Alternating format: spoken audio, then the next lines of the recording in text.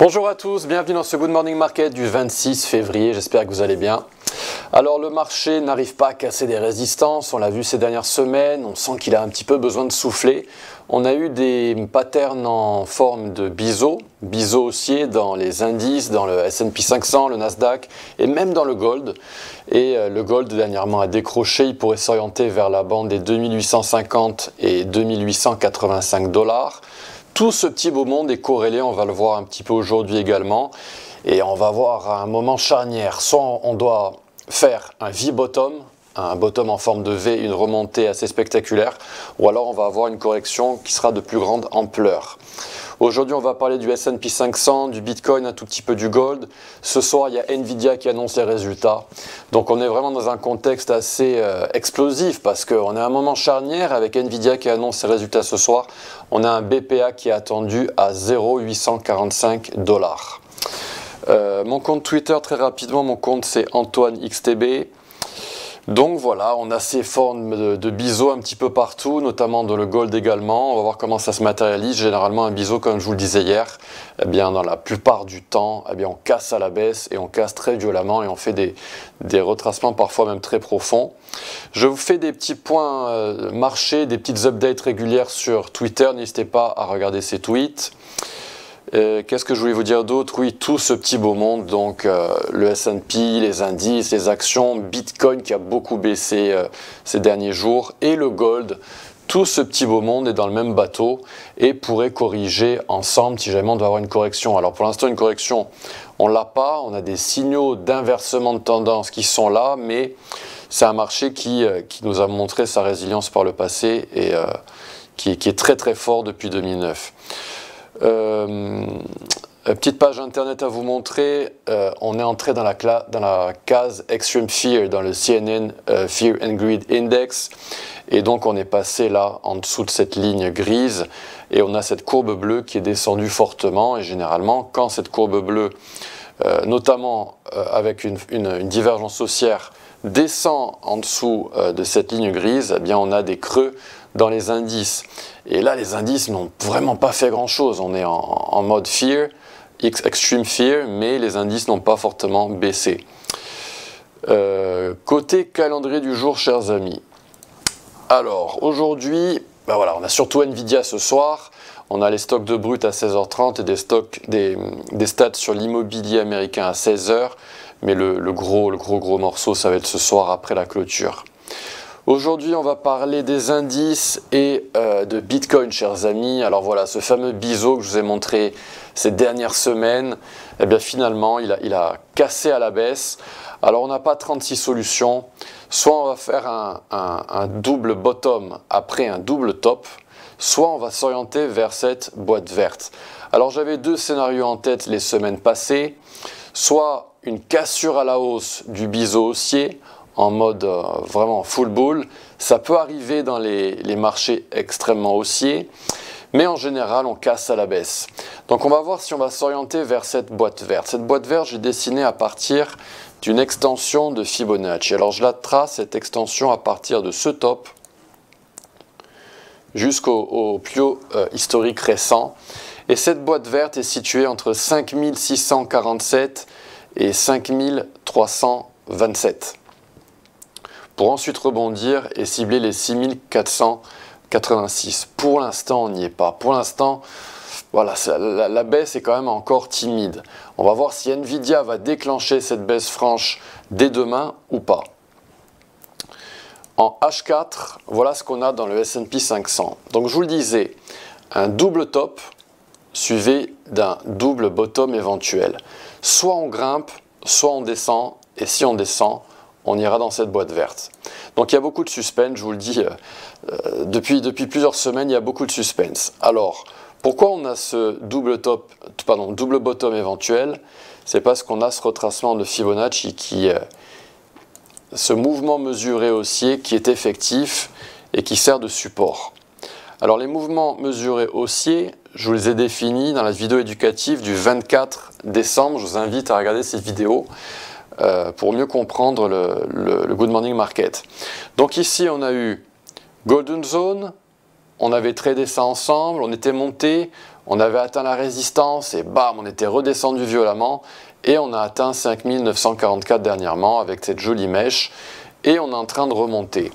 Alors, pour avoir la confirmation que la tendance haussière est repartie, il va falloir qu'on casse cette zone clé, cette golden zone opposée située à 6075. Si on casse cette golden zone opposée, ce sera un signal très haussier. Par contre, on pourrait venir remplir des ventes, remplir des positions vendeuses, des shorts qui pourraient repousser les prix violemment à la baisse et s'orienter vers 5866. Si tel était le cas, les stop loss des algos qui ont acheté le S&P 500 en H4 seraient stop loss et on descendrait. Le Nasdaq fait à peu près la même chose, lui aussi a affiché un biseau haussier et le Nasdaq, lui, est en train de nous afficher même une bougie mensuelle qui est baissière, après avoir affiché une bougie mensuelle en janvier. Donc on a des signaux baissiers, les actions aiment bien prendre leur temps, on va voir ce qui se passe dans les indices. Par contre, Bitcoin, lui, a décroché violemment et lui, il est déjà à une zone absolument clé. Alors, Bitcoin en mensuel, on est en dessous de la tendance géométrique, la ligne de tendance géométrique en macro. Il aurait fallu qu'on monte au-dessus, on est en train d'être repoussé à nouveau, rejeté à nouveau par cette ligne de tendance. On a atteint la valeur psychologique des 100 000. Est-ce que c'est terminé ou pas pour Bitcoin? Eh bien, on est ici aussi à un moment charnière. Bitcoin nous affiche 5 vagues très propres. Donc là, on est dans la théorie héliotiste. Après 5 vagues, on a une correction en 3 vagues. Est-ce que c'est terminé dans Bitcoin? Possible. On a 5 jolies vagues à la hausse dans la 5e vague. Souvenez-vous, c'est du fractal. Je vous conseille de lire le livre de Robert Prechter, The Elliott Wave Principle. Il est très simple à lire, il est en anglais, mais il est simple à lire, il est ludique, il est court. Je vous invite à le lire et il vous présente toutes les règles, les guidelines pour bien comprendre la théorie héliotiste classique. Donc voilà, attention, les vagues d'Elliott nous suggèrent que c'est peut-être terminé pour Bitcoin dans cette tendance haussière exceptionnelle qui a débuté fin 2022. Alors Bitcoin est à un moment charnière, pourquoi? Parce qu'il a atteint sa golden zone en mode extension. Donc les algo-investisseurs ont acheté cette boîte verte située au plus bas à 85 000, 86 000 $. Alors il y a un petit quiproquo, peut-être que c'est cet ancrage qui est en train de fonctionner. Donc faites attention. Sur tous les autres instruments de Bitcoin, c'est cet ancrage qui est en train de fonctionner en fait. L'extension fonctionne avec cet ancrage. Dans Xstation, on n'est pas venu chercher cette boîte verte auparavant. Alors techniquement, dans Xstation, normalement, c'est celui-ci qui devrait fonctionner. Et celui-ci a été parfaitement méché à 86 000 $. Je vais zoomer un petit peu pour qu'on voit tout cela plus en détail. Ici en daily, voilà ce qu'on a. C'est soit cet ancrage qui va fonctionner dans Xstation, soit celui-ci. Si c'est le plus haut historique de Bitcoin, eh bien on ne peut pas se permettre de descendre davantage. La zone à ne pas franchir, c'est 86 000. Donc au plus bas, c'est 85 000 en dernier ressort qui peut être atteint par Bitcoin. Si on descend en dessous de 84 000, ce sera officiel. Si on clôture en dessous de 84 000, la tendance haussière dans Bitcoin en hebdomadaire sera terminée et on fera une correction de plus grande ampleur. C'est pour ça qu'aujourd'hui est vraiment une journée importante parce qu'on a Nvidia ce soir et ça peut avoir un rôle. Nvidia peut entraîner les indices à la baisse et entraîner Bitcoin à la baisse. En général, Bitcoin fait ses mouvements en amont des indices. Donc Bitcoin est tombé avant les indices. Est-ce qu'il n'est pas en train d'essayer de nous dire quelque chose à surveiller? Bitcoin en H4. Alors là aussi très intéressant, c'est très technique. Bitcoin en H4 est dans une série traditionnelle baissière de Fibonacci. Donc on a eu un premier mouvement mesuré baissier qui a été tradé avec succès. Ici, on a eu Bitcoin qui a atteint la Golden Zone opposée à 102 000 $, avec une cible atteinte à 86 400 $, d'où la réaction, la petite réaction à la hausse. On pourrait avoir un deuxième mouvement mesuré baissier. C'est un autre concept que je vous ai présenté pendant la période de Noël. Donc je vous invite encore une fois à regarder ces vidéos éducatives dans la playlist de la chaîne YouTube d'XTB France.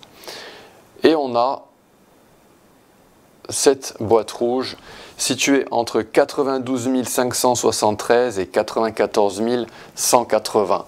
C'est là que les algos vont shorter à nouveau pour profiter d'un crash éventuel dans Bitcoin. Si jamais on venait à casser les 95 000 $, ce serait un signal haussier pour le court terme dans Bitcoin. Donc voilà, beaucoup de suspense. Aujourd'hui est une journée importante. On a Nvidia qui annonce ses résultats ce soir. On a Bitcoin, les indices, le gold qui sont tous corrélés les uns aux autres. Le gold, on en parlera plus en détail demain, qui pourrait redescendre jusqu'à 2885 voire 2850. On va suivre tout ça dans le GMM. On se donne rendez-vous demain pour une autre vidéo du GMM. N'hésitez pas à liker cette vidéo et à la partager avec des amis. Et me poser des questions dans la section commentaires de cette chaîne YouTube ou sur les réseaux sociaux. Très belle journée. À bientôt. Au revoir.